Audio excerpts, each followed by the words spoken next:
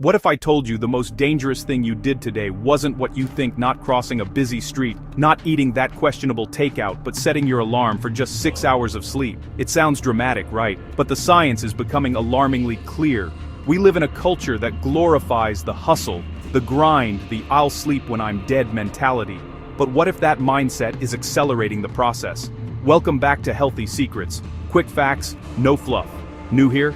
Hit subscribe and turn on notifications. Doc, I'm just not a big sleeper. I feel fine on 5 or 6 hours. Here's the shocking truth. Feeling fine is one of the biggest deceptions your sleep-deprived brain plays on you. This isn't just for insomnia or sleep apnea. It's for students pulling all-nighters, new parents, professionals chasing an edge. Sub-6 hour sleep is a silent epidemic. Your brain is paying the price whether you notice it or not. Quick note, we made a premium guide to reducing your medical costs. Link in the description. Less than 6 hours is the new danger zone. Let's break this down hour by hour, because the decline is faster and more severe than you might think. Imagine you normally need 8 hours of sleep to function at your peak. Now, let's say you only get 6. For that first hour you're awake, you might feel okay, maybe even a little energized from stress hormones like cortisol that your body releases to compensate. But this is a biological loan with a very high interest rate. By the time you're 2 hours into your day, that initial boost is gone. Your reaction time starts to lag. You're driving to work and you're a fraction of a second slower to hit the brakes. By the time you're 3 hours in, you're in a meeting and you miss a subtle social cue from your boss. These aren't catastrophic failures, but they are the first cracks in the foundation. By hour 4 of your waking day on just 6 hours of sleep, the effects become much more noticeable.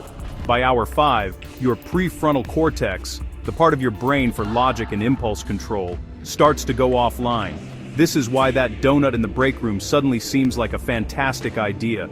Your ability to resist temptation and make sound judgments is significantly impaired. It's the equivalent of having a couple of beers before making a big financial decision. You're simply not operating with a full deck. That short-term, easy choice becomes far more appealing than the long-term, rational one. And this pattern can sabotage your health. And this pattern can sabotage your finances. And this pattern can sabotage your relationships over time. Now let's fast forward to 8 hours into your day. At this point, the cognitive deficit is comparable to being legally drunk. A famous study from 2003 showed that after just 1 week of sleeping 6 hours a night, subjects' performance on cognitive tests was as bad as those deprived of 24 hours straight. They were slower, less accurate, and had major lapses in attention. And the scariest part, they reported only feeling slightly sleepy. They had no idea how profoundly impaired they truly were. This is the danger zone where costly mistakes happen at work and, far more seriously, on the road. As you approach the end of your 16-hour waking day, as you approach the end of your 18-hour waking day, your brain is in full-blown crisis mode. Your memory consolidation is shot. You might find yourself rereading the same email 5 times because the information just isn't sticking. Your emotional regulation is also out the window, which we'll get into more detail on later. You're more likely to be irritable, snap at a loved one, or feel overwhelmed by tasks that would normally be manageable. You haven't just lost 2 hours of sleep, you've lost the ability to be your best, most competent, and kindest self. Let's dive deeper into the specific cognitive functions that take a nosedive when you're running on empty. Memory, focus, decision-making. These 3 pillars of your daily performance are uniquely vulnerable to sleep loss. For memory, sleep is not a passive state of shutdown, it's a highly active process of consolidation. During deep sleep, your brain replays the day's events, strengthening neural connections and pruning away the trivial stuff. When you get less than 6 hours, you are robbing your brain of the prime time it needs for this critical filing process. This is why students who pull all-nighters often experience a blankout during the exam. The information was never properly encoded. Then there's focus. Sleep deprivation absolutely demolishes it. Your brain starts to experience microsleeps, brief, involuntary episodes of sleep up to several seconds. You might be staring at your computer screen, and for a moment, your brain just checks out. This is incredibly dangerous if you're operating machinery or driving a car, but it's also devastating for productivity. It's the reason you find yourself drifting off mid-sentence or losing your train of thought during an important presentation. Your brain is literally forcing itself to take the rest you denied it. This brings us to the controversy. You've all heard it.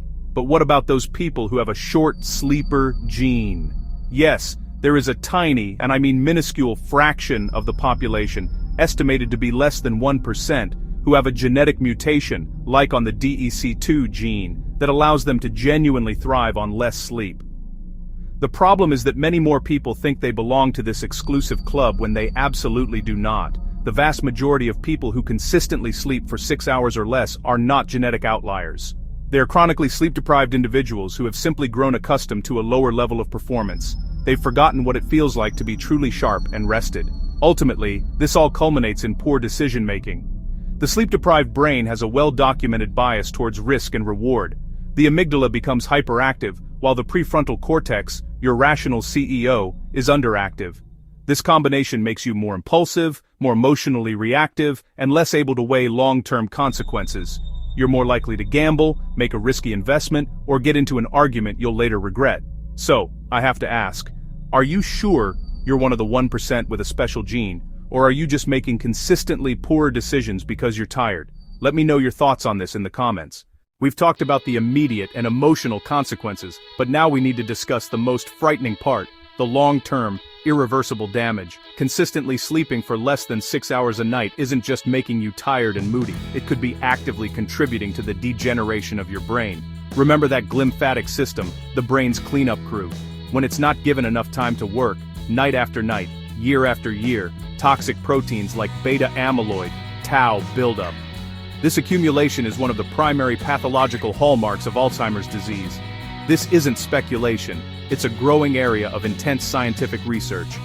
A major study published in Nature Communications in 2021 followed nearly 8,000 people for 25 years. It found that those in their 50s and 60s who consistently slept for 6 hours or less per night had a 30% higher risk of developing late-onset dementia compared to those who regularly got 7 hours of sleep.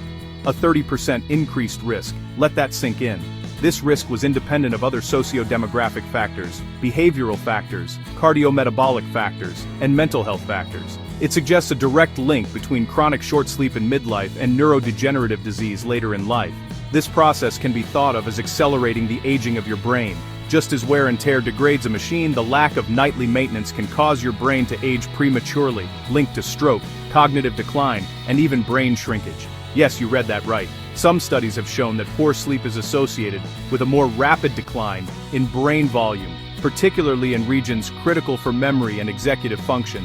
You are literally losing brain matter faster than you should be, all for the sake of a few extra waking hours. But here's where I want to offer a glimmer of hope. The key takeaway isn't that you are doomed if you've had periods of poor sleep in your past. The brain has a remarkable capacity for resilience. The warning is that this needs to be a wake-up call to prioritize your sleep now. The link is strongest with persistent short sleep in midlife. This means you have a window of opportunity to make a change. So you've had a brutal week. Your plan is to catch up by sleeping in. This is one of the biggest myths. Yes and no. You can repay some sleep debt and restore basic functions. Your body will prioritize deep and REM, so a weekend lie-in is better than nothing. However, you cannot fully erase the damage. Think of it like financial debt. A big Saturday payment helps, but interest accrues. Even after weekend recovery, attention and reaction times remain impaired, and metabolic health may not fully recover. The weekend sleep-in is a temporary patch, not a complete system restore. Now, let's debunk some common hacks. The most obvious one is excessive caffeine. While a morning coffee can help with alertness, relying on multiple cups is a terrible strategy. Caffeine blocks adenosine receptors but doesn't clear adenosine. When it wears off, you crash. And it disrupts deep sleep later, creating another vicious cycle. So, what actually works for protection and recovery? The only real solution is consistency. Aim for 7 to 9 hours of sleep every night, not just on weekends. Create a non-negotiable wind-down routine. For at least an hour before bed, dim the lights and put away the screens. The blue light suppresses melatonin. Read a physical book.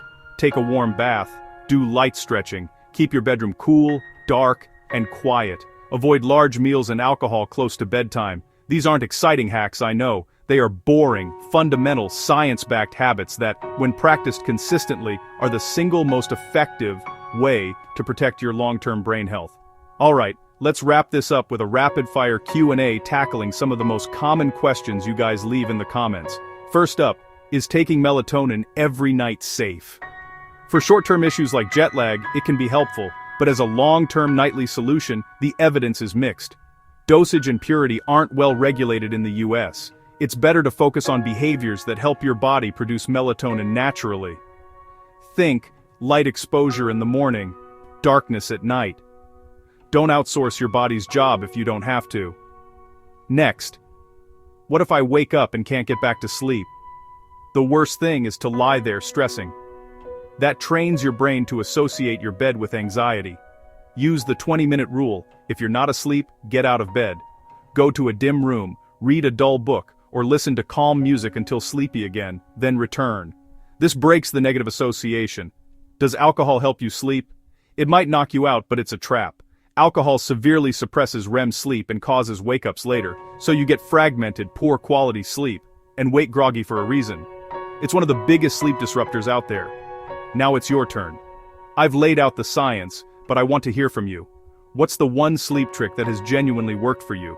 Are you a member of the 6 hours is enough club or a firm believer in 8 hours or more?